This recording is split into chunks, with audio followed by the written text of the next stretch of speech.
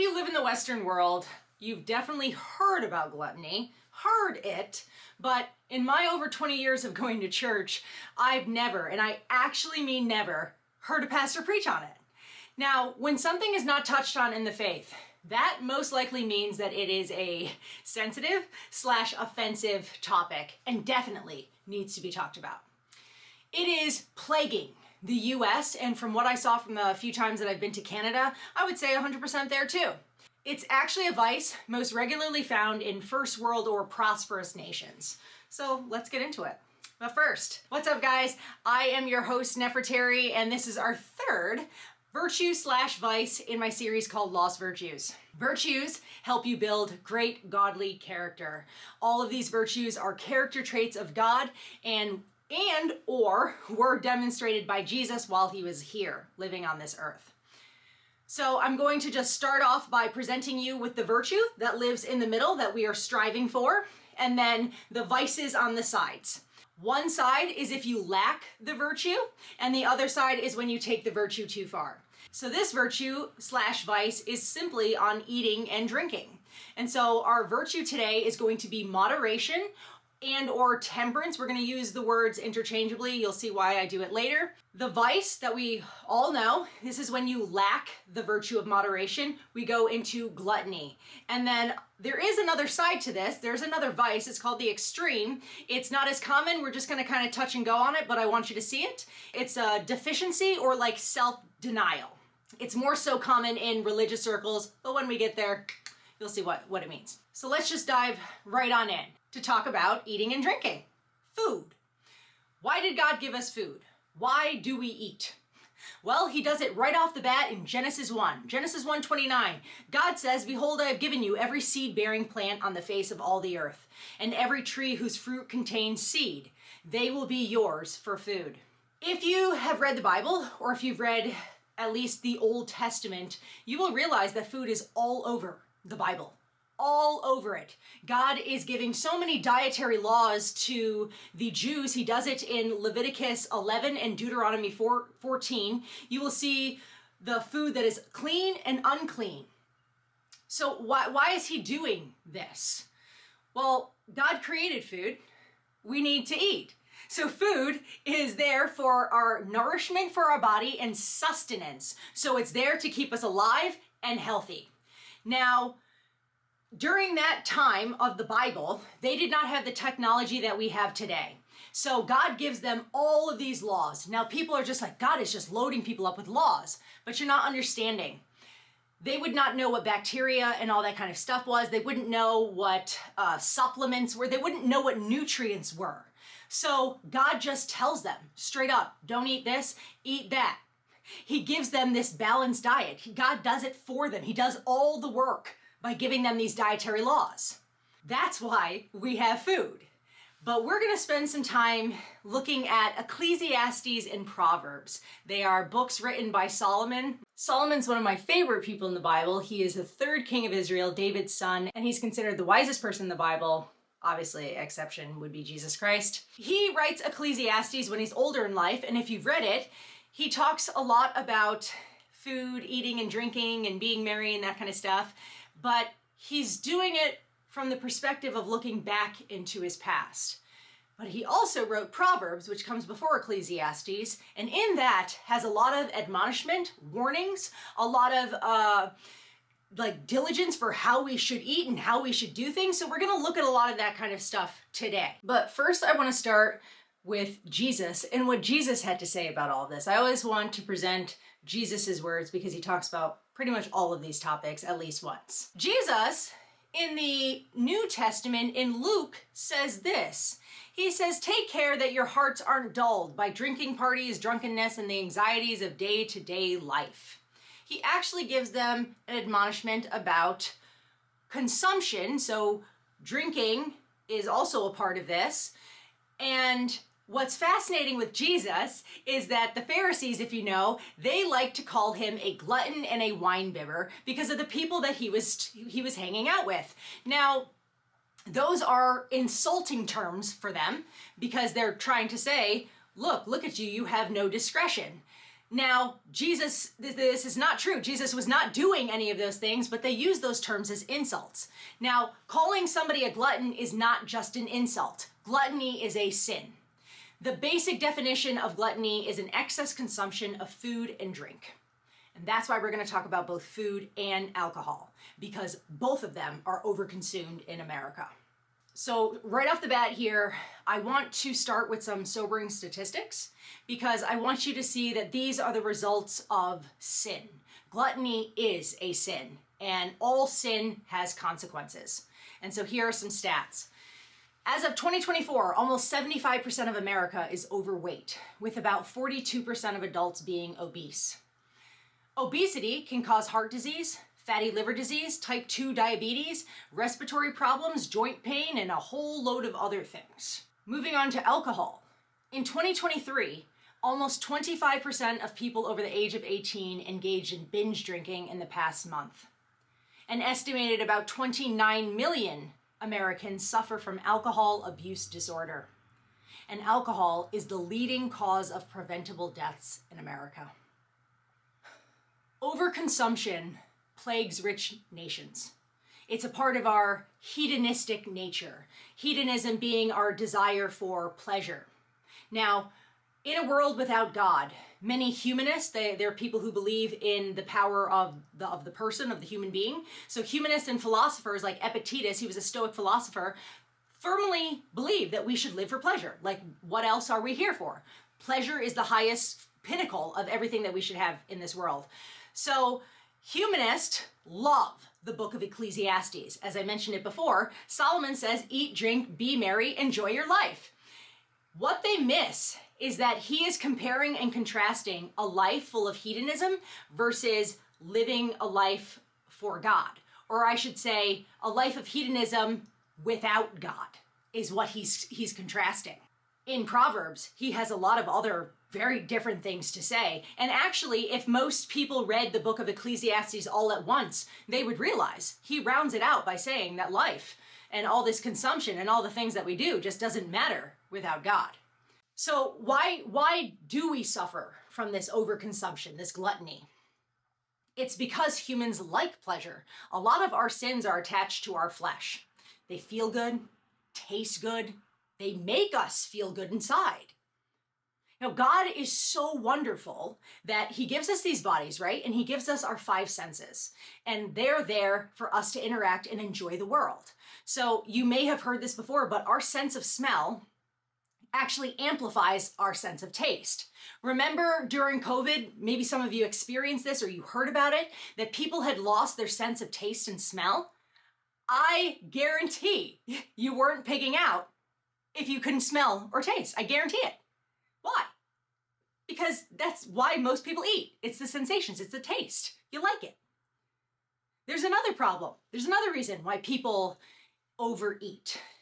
Food legitimately fills an emptiness. When you're hungry, you're empty. But we take this to an emotional level. And I suffered this because I was overweight for easily maybe 15 years. And this is why this episode is kind of near and dear to me. I was a personal trainer. I very much understand nutrition. I very much understand what's going on in this country. And I know why people overeat because I was an overeater. So I get this. Many people overeat to fill a void. They turn to comfort food.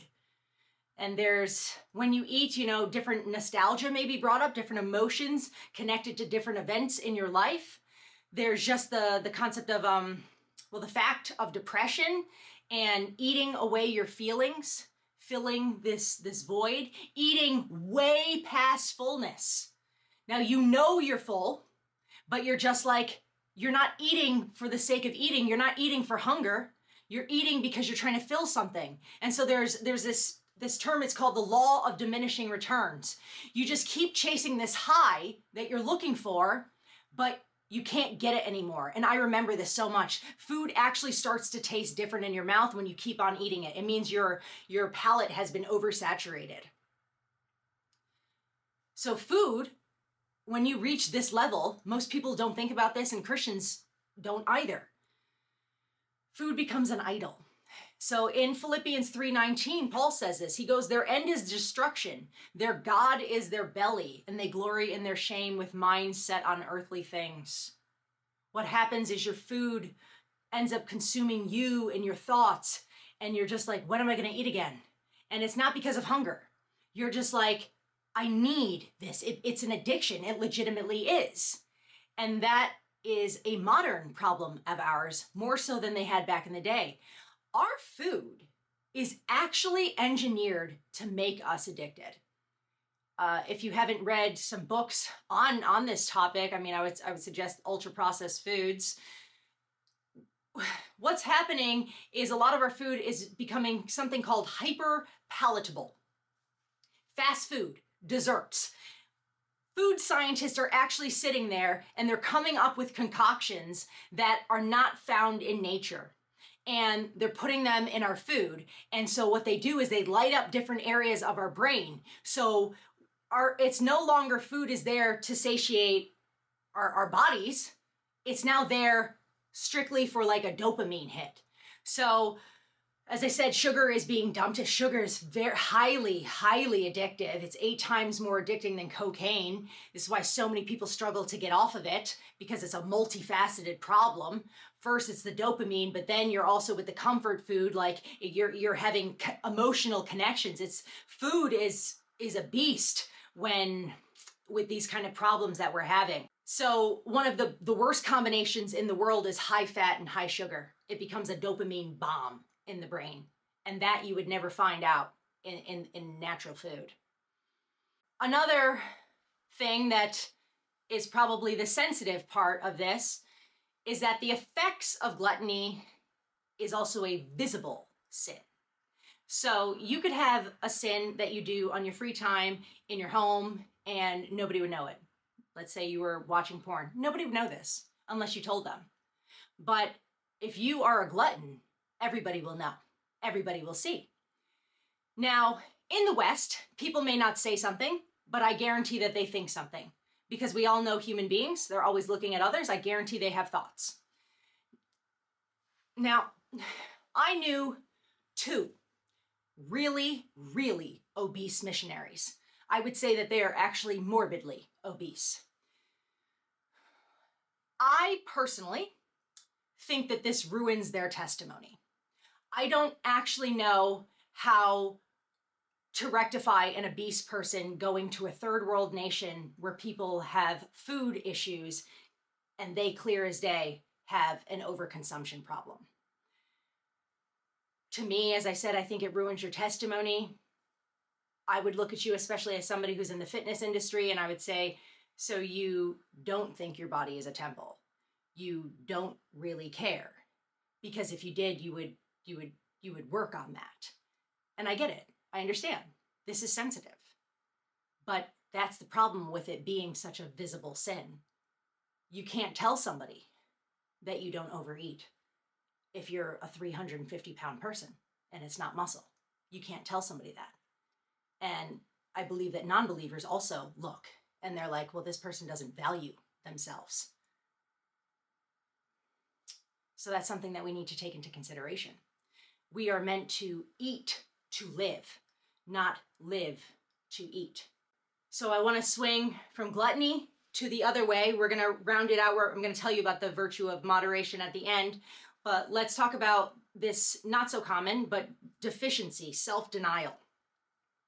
So if you decided to moderate, but you're like, oh, you know what? I'm gonna go even farther and I'm just gonna cut everything out. I did this. When I was on diets, this is what I said. I said, I find it easier. I actually vocalized this. I said, I think it's easier to just live in the extremes. I said, I might as well just cut everything out of my life because, I said, it's just easier to not have any ice cream than to have some. I was actually vocalizing that I had no self-control. That's what I was saying. So when you're over here, what happens is you can get some people who will just cut loads of things out and it's not even sustainable. You can't live like that. You can't sit there and say, I live in a first world nation and I'm just never going to eat any kind of milk. I'm never going to eat meats. I'm never going to eat like whole food groups. It doesn't really make much sense. You need to get back to the middle of moderation, but we'll get there, as I said. There's also religious people Fasting has become a religious trend, even though it's been around for thousands and thousands of years. But if you know the Gospels, the Pharisees were fasting, and they were fasting out loud. They were like letting people know about all their suffering. Oh, woe is me, I've been fasting for so long, I'm so hungry, but I have to because I'm so religious, right? So it was becoming this sort of display of, self-denial. But it says in Colossians, Paul wrote to the church in Colossia, he said, if with Christ you died to the elemental spirits of the world, why, as if you were still alive in the world, do you submit to regulations? Do not handle, do not taste, do not touch. This is a type of legalism it can become. When you start telling people that they can and can't eat and can't do things and all of that, that's not necessary. Allow people to live a little, and if they want to fast, let them fast. But it's going to come from their own motives and the desires of their heart. But as I said, this is not something that is very common. Another thing I would say that's not religious, that you'll see over here in the self-denial, and it's a lack of control, is when somebody says, I can't control myself, so they become anorexic.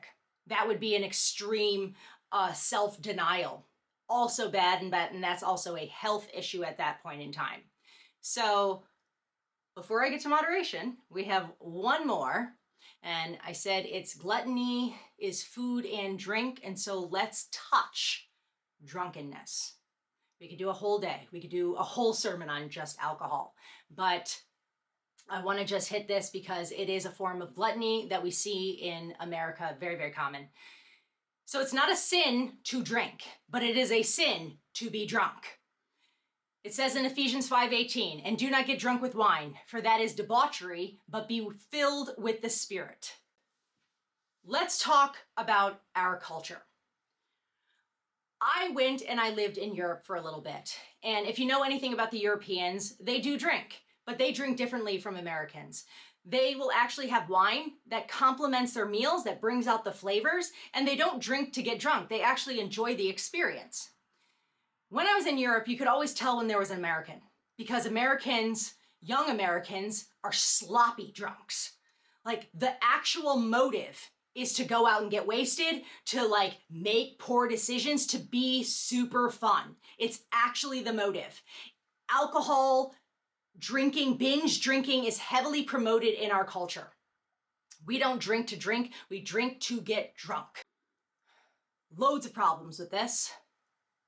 Drunkenness is all over the Bible. I could sit here and just drop scriptures all over that tells us not to be drunk. It says it in Proverbs that wine is a mockery. What happens is it's the behavior that becomes of us when we get drunk. Stupid behavior, and not just stupid. You open up the doors for a lot of temptation, for a lot of sin, because we're not in control. It says that we are supposed to be sober-minded in the Bible. And so in addition to us making stupid problems for ourselves, sin-wise, there's other sins to it. It's terrible for your health. And if we're viewing our bodies as temples, then, alcohol is loaded in sugar, calories. There's the beer gut that we see. There's just way too many cons to drinking. And another problem today that didn't exist in the Bible is alcohol is a legitimate poison now. They wouldn't have been able to get their alcohol to the alcohol proofs that we can today. They would never have had things like Everclear or even our distilled spirits. They didn't have that tech back then. Nowadays, you can get drunk and you're actually full-blown poisoning yourself. So that's where moderation and temperance comes in. Temperance, there was actually something called the temperance movement. It actually had to do with completely abstaining from alcohol. But temperance is really a word kind of for self-control right there with moderation. So what is it? It's consuming a sufficient amount of food and drink. Not necessarily eating until you're full, but until you've had enough. Just enough. Now, sometimes it's included in the fruits of the Spirit in Galatians 5:28, but it really depends on your version. It's the last fruit of the Spirit. So sometimes it's discipline, self-control, or temperance. So this is of God, this virtue. And you saw it with Jesus. As I said before, Jesus was amongst these people and he wasn't doing the things that they were doing. Nowhere does it say that Jesus was overeating. Nowhere does it say that Jesus was an overweight person. And he definitely doesn't have any indications in the Gospels that he was ever drunk. So they were just calling him names, but he didn't actually live that out. Now, I do want to mention some science here because science is of God. Science helps us make sense of the world, and God created science.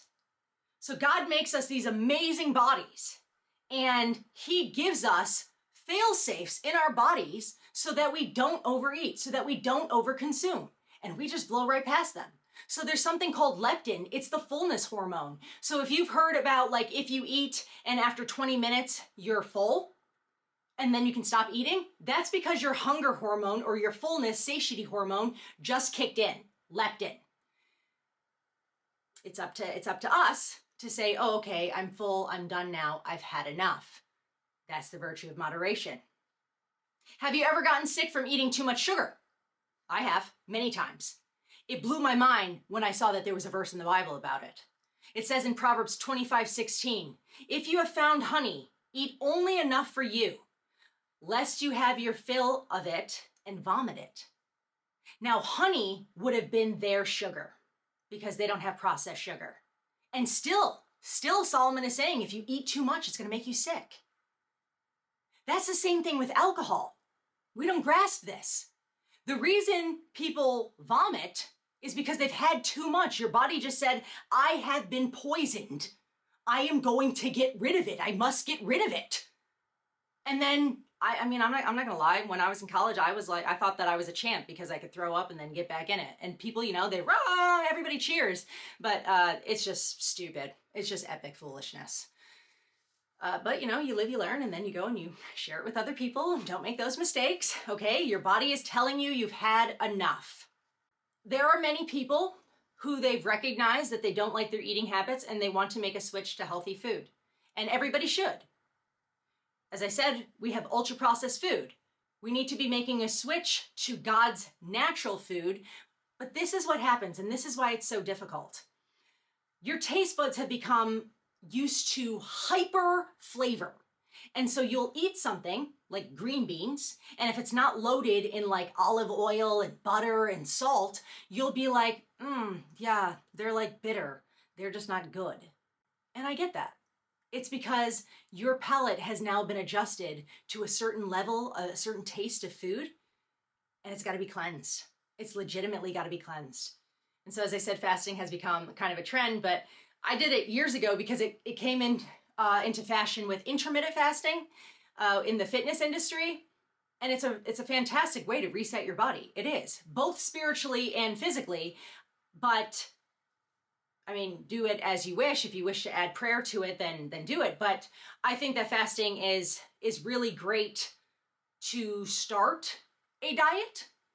It gives you a really quick reset. I wouldn't advise doing juice fast to start a diet because juicing is getting rid of fruits and getting rid of all of their fiber and just leaving you with sugar. And so you're doing the same exact problems. There are so many problems in the health industry that they've pushed on people and they're trying to tell you that they're good, and they're not good for you. They're just not good.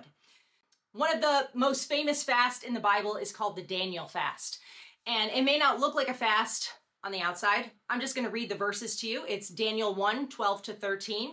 It's not a full-fledged fast of not eating, but it is one of cleansing. So he tells the head of the eunuchs, Daniel, test your servants for 10 days. Let us be given vegetables to eat and water to drink. Then let our appearance and the appearance of the youths who eat the king's food be observed by you, and deal with your servants according to what you see. They didn't want to eat the king's delicacies. We don't know exactly what that means, but it was probably exotic, strange meats, wine, the things that they would eat in the court. And they were not going to be according to God's Jewish law for them of clean and unclean foods. And so God's always looking out for us. He gave the Jews a good, clean diet. And so if you read the story, you find out that they actually look better and fresher than all the other people who were eating the king's delicacies. So the Daniel fast is a fantastic way to start a diet. And so I just want to close it out with some practical application for you, because moderation is something that we have to practice, but depending on where you're coming from will really depend on how easy this is. This, especially in a country of overconsumption, this is going to be very, very difficult, and you have to be very, very vigilant. And so I would say flat out, give it to God. Tell him your weakness. Tell him you can't stop eating or that you can't drinking. This is very similar to Alcoholics Anonymous, AA. It talks about there being a higher power, that you can't actually overcome your addiction on your own, that you need a higher power to help you. Well, for Christians, that is God. Treat sugar the same exact way if that's your problem. Fast if you need to, and I would suggest it. Put it on the calendar. Set yourself up for success. Don't say, I'm just going to fast tomorrow. Actually look at your schedule, see, oh, I have to be at an event or my friend's party, then don't fast that way. It's not that serious because somebody told you to fast that you're like, I'm going to fast tomorrow. It's not that serious. Also, don't eat sugar before your fast. I can tell you this from my own experience. I know all about fasting. The best thing that you can eat before your fast is high protein and high fat with a lot of water. Eat, set it on your calendar for the time, and then start fasting. In regular everyday, moderation is slow down when you're eating. Enjoy what you're eating. Share a plate when you go to a restaurant. Look, our meals are super, super heavy here in America. Go to a restaurant. I was a server. Just tell the person, look, we're just going to share a plate because these are huge. Don't feel like you need to finish something or you need to like throw it out. Don't waste food either. I'm not about that either. When you gain control of your overconsumption or just regular consumption, you will start to notice that you will gain discipline in other areas of your life. It like ripples out. You'll probably start working out. You'll probably start doing other things. And so that was the quick version of moderation and gluttony. Let me know your thoughts in the comments. If there's anything that you would like me to make a bigger episode on to go deeper, expound upon, let me know. We are going to see this virtue again this week in my podcast episode about our body being the temple of God. Be sure to like and subscribe. Next week, we're going to talk about the lost virtue of courage, which is one of my favorites. So thank you guys and peace out.